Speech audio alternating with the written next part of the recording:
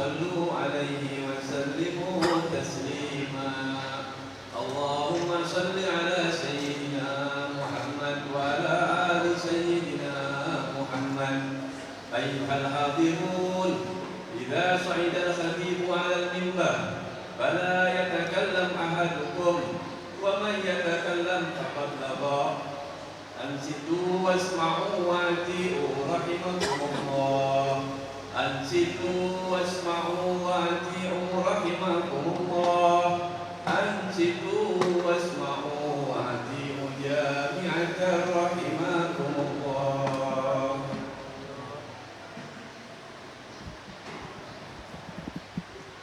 Assalamualaikum warahmatullahi wabarakatuh.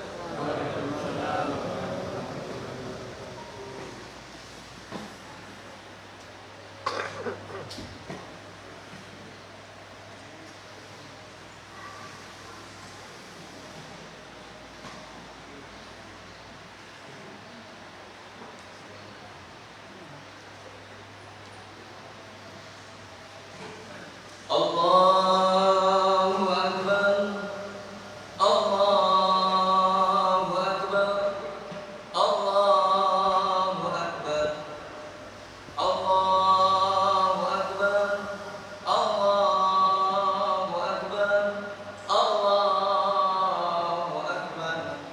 Allahu Akbar, Allahu Akbar, Allahu Akbar, Allahu Akbar, Allahu Akbar kabira, walhamdulillahi katsira, wa subhanallahi bukratan wa asila.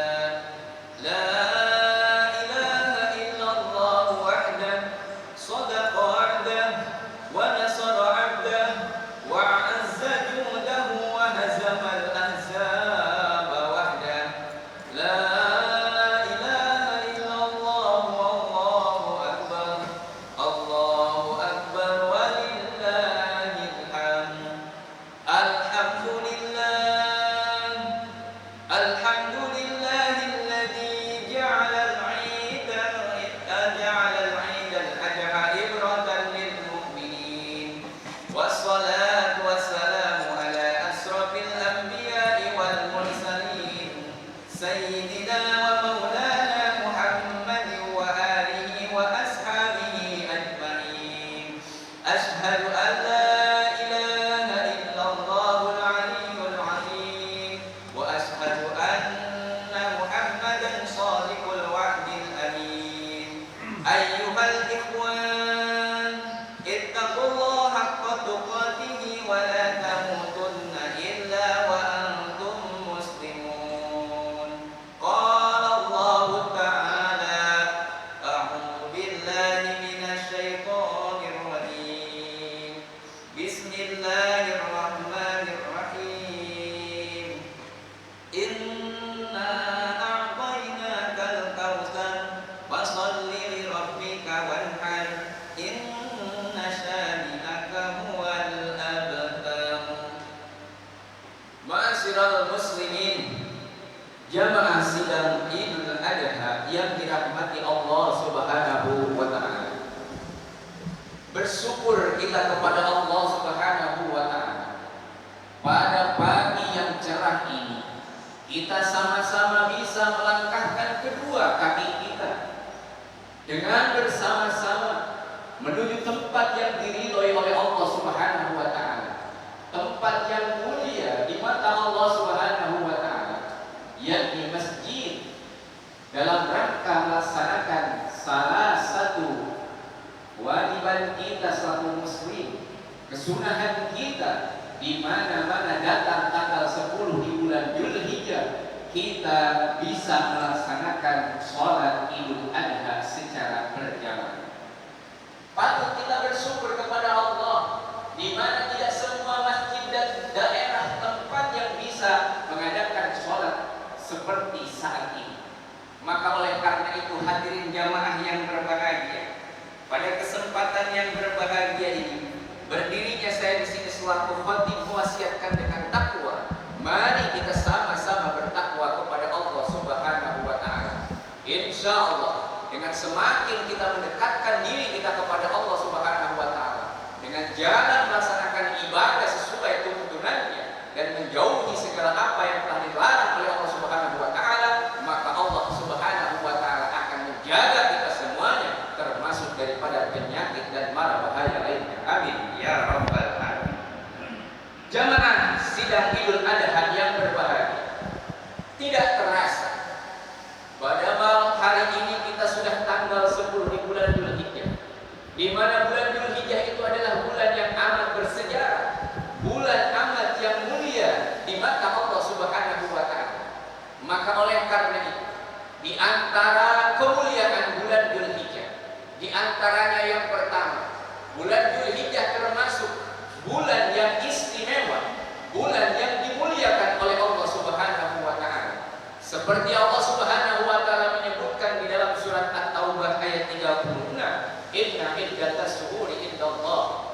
Sesungguhnya bilangan bulan yang Allah ciptakan berjumlah 12 bulan, dan ada 4 bulan yang Allah muliakan yang disebut dengan bulan haram.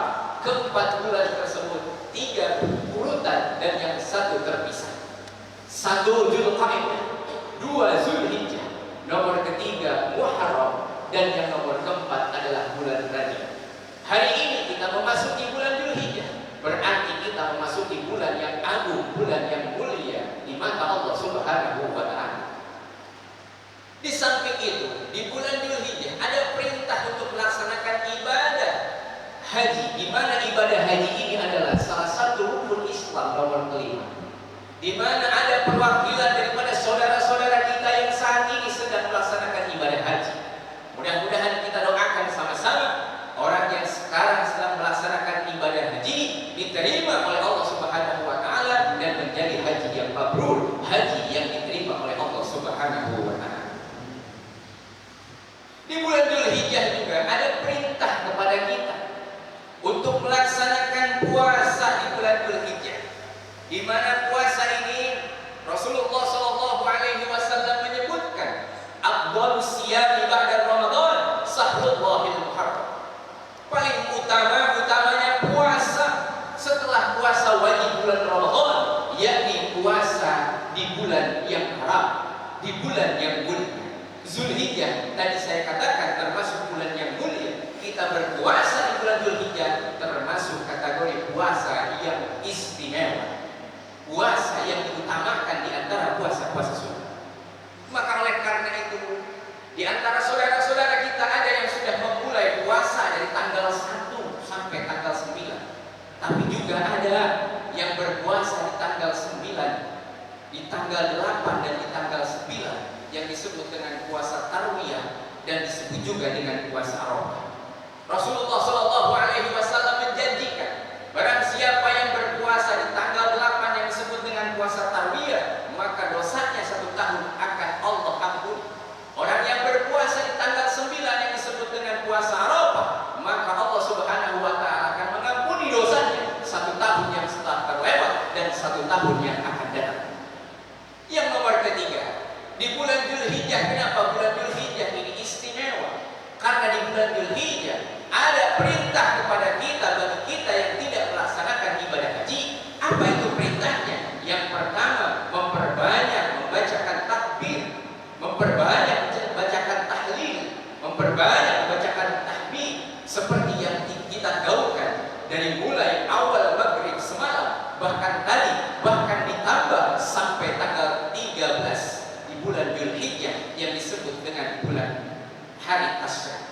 Jamaah hadirin yang berbahagia, menggaungkan asma Allah, menggaungkan nama Allah, ini adalah perintah Allah Subhanahu wa taala kepada orang-orang yang beriman.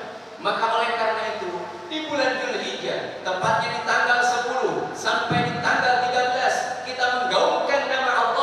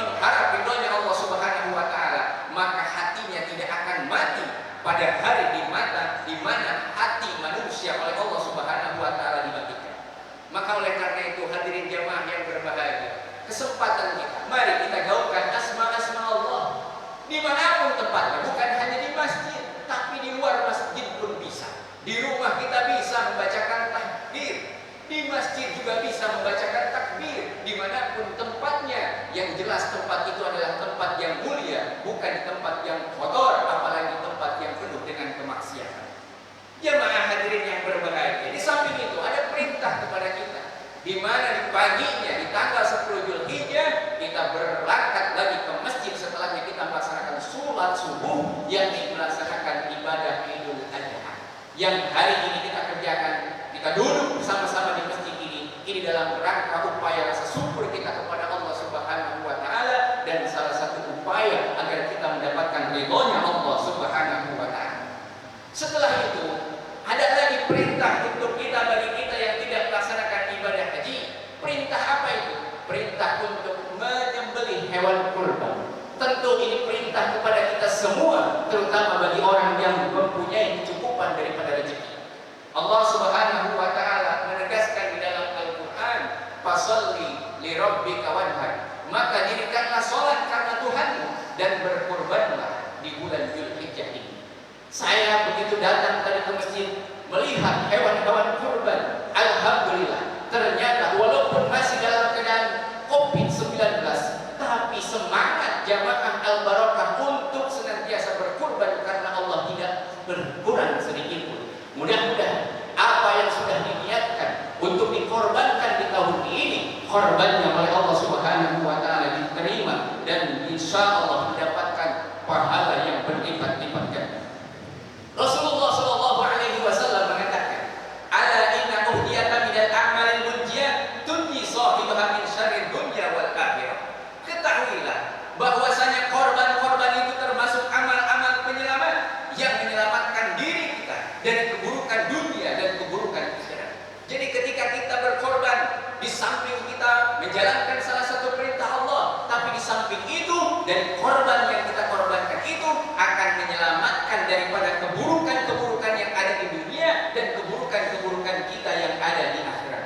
Bahkan Rasulullah Shallallahu Alaihi Wasallam menyebutkan dalam satu sabdanya yang artinya, barang siapa yang keluar rumahnya lalu dia pergi untuk membeli hewan kurban, maka akan dihitung baginya tersebut setiap daripada langkahan kakinya 10 kebaikan dan dihilangkan atasnya 10 kejelekan dan diangkat atau diberi atasnya 10 derajat. Dan ketika terjadi transaksi pembelian, maka setiap ucapannya dihitung sebagai tasbih. Dan ketika akan pembelian berlangsung, maka setiap dirham atau setiap rupiahnya disamakan dengan 70 kebaikan. Dan ketika hewan kurban tersebut diletakkan atau dibaringkan di atas bumi untuk dipotong, maka setiap makhluk yang ada di bumi ini sampai lapisan ketujuh akan memohon ampun atas orang-orang tersebut yang berkurban. Dan ketika darah daripada hewan tersebut telah dialirkan, maka Allah Subhanahu wa taala menjadikan setiap tetesan darah tersebut 10 malaikat yang selalu memohonkan ampun sampai hari kiamat. Maka oleh karena itu hadirin jamaah yang berbahagia, Rasul pun menegaskan dan mengancam bagi kita yang mempunyai kelebihan rezeki namun tidak mau berkurban. Kata Nabi Muhammad SAW, jangan dekat-dekat tempat sholatku. Bahkan dalam hadis dan keterangan yang lain sampai Rasulullah SAW menegaskan, kalau kita termasuk orang yang mempunyai kelebihan rezeki tapi kita tidak mau berkurban, maka mati sajalah kita kalau tidak menjadi orang Nasrani ataupun menjadi orang Yahudi. Naudzubillah demikian. Jemaah hadirin yang berbahagia, maka oleh karena itu di hari yang berbahagia ini kita sama-sama bersyukur kepada Allah Subhanahu wa taala bagi yang berkurban dan bagi yang belum berkurban. Kita niatkan di tahun yang akan datang, mudah-mudahan Allah Subhanahu wa taala melimpahkan rezeki kepada kita semua.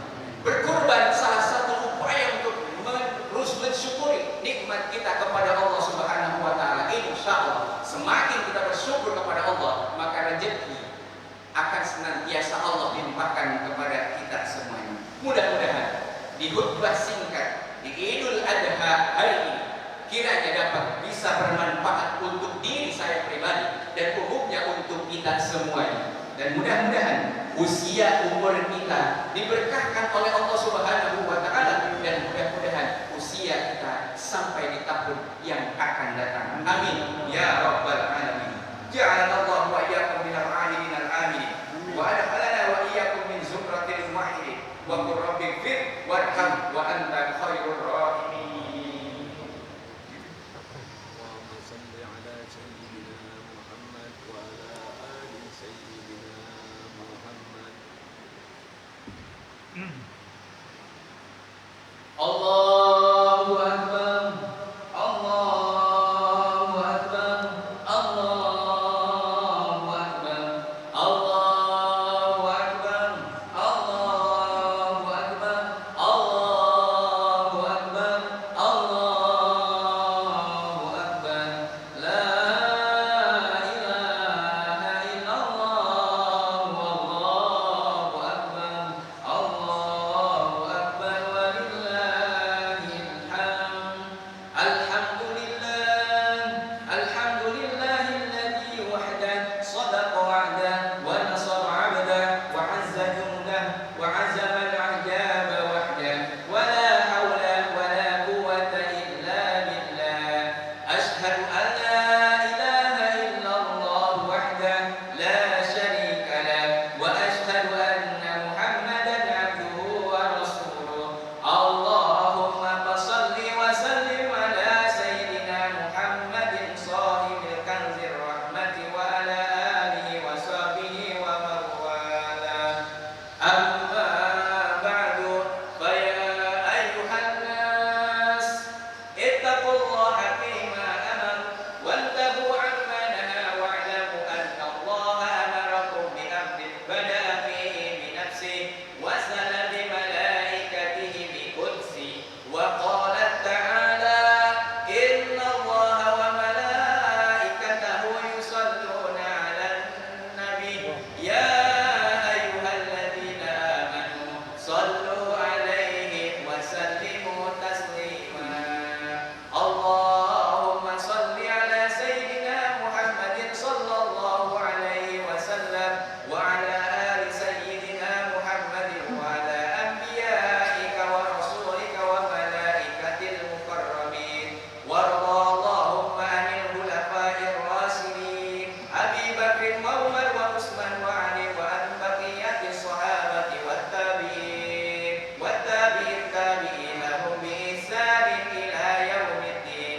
Warda anna mahum bi rahmatika ya arhamar rahimin. Amin ya rabbal alamin.